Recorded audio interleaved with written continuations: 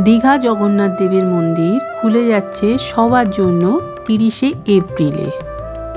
28 তারিখে হবে জগন্নাথ দেবের পূজা অর্চনা আর প্রাণ প্রতিষ্ঠা। 29 তারিখে একদিন বাদ দেওয়ার পরেই 30 তারিখে খুলে যাবে সবার জন্য এই মন্দির প্রাঙ্গণ। অবিকল দেখতে পুরীর জগন্নাথ দেবের মন্দিরের মতন। এই হলো প্রবেশ পথ। তবে আর দেরি কেন, তাড়াতাড়ি করে বুকিং সেরে নাও এই জগন্নাথ দেবকে দেখবার জন্য।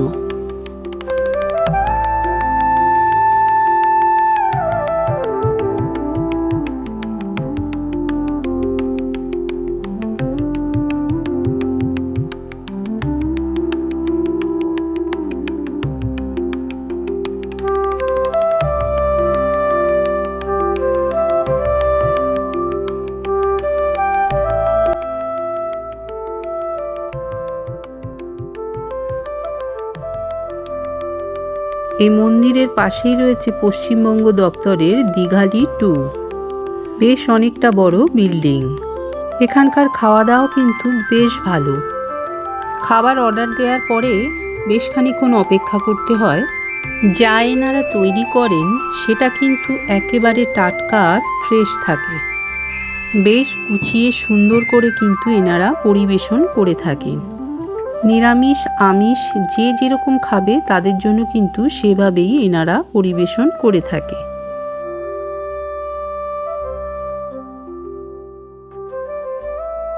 এর আগেও অনেক জায়গায় থালি খেয়েছি, কিন্তু এইরকম সুন্দর করে গুছিয়ে কোথাও খাইনি।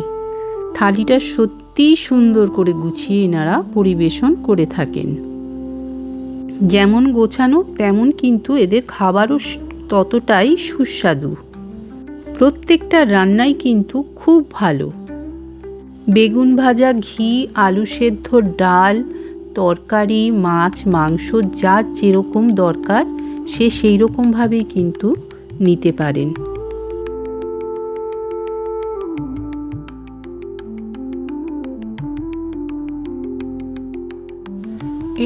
এটা হলো আলু সেদ্ধ, তারপরে ডাল আছে, তারপরে আছে এটা ভেন্ডি দিয়ে একটা তরকারি হয়েছিল আলু দিয়ে, আর এটা হলো রুই মাছের ঝোল। আলু দেওয়া আছে, রুই মাছের বেশ মাখা মাখা একটা ঝোল আছে। আচ্ছা, তারপরে রয়েছে চাটনি, এটা মিষ্টি, আর একটা সঙ্গে পাঁপড় দেওয়া আছে এরকম।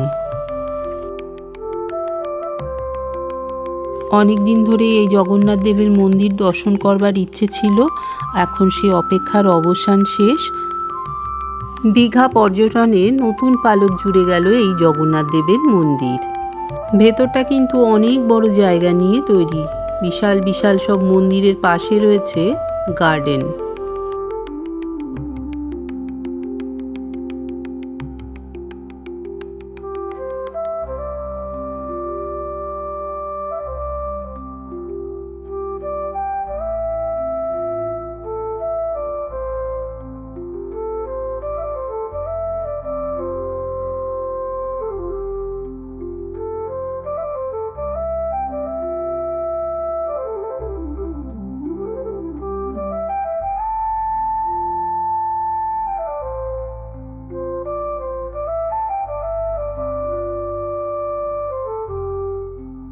জগন্নাথ দেবকে দর্শন করার পরে পাশেই রয়েছে মিষ্টির দোকান। সেখান থেকে গরম রসগোল্লা কিংবা অন্যান্য যে কোনো মিষ্টি খাওয়া যেতেই পারে, তার কারণ এনারা যে মিষ্টি তৈরি করেন সেই মিষ্টি কিন্তু একেবারে টাটকা আর ফ্রেশ। সঙ্গে সঙ্গে কিন্তু মিষ্টি তৈরি করে এনারা পরিবেশন করে থাকে। বিশেষ করে বিকেলবেলার দিকে কিন্তু এই রসগোল্লা তৈরি হয়ে থাকে। আর এটা দীঘার আর উড়িষ্যার বর্ডারের পাশে রয়েছে এই মিষ্টির দোকানটা। তাই যখনই আমরা দীঘা বেড়াতে যাই এই রসগোল্লা কিন্তু এখান থেকে খেয়েই থাকি। জয় জগন্নাথ বলে শেষ করলাম আজকের এই ভিডিও।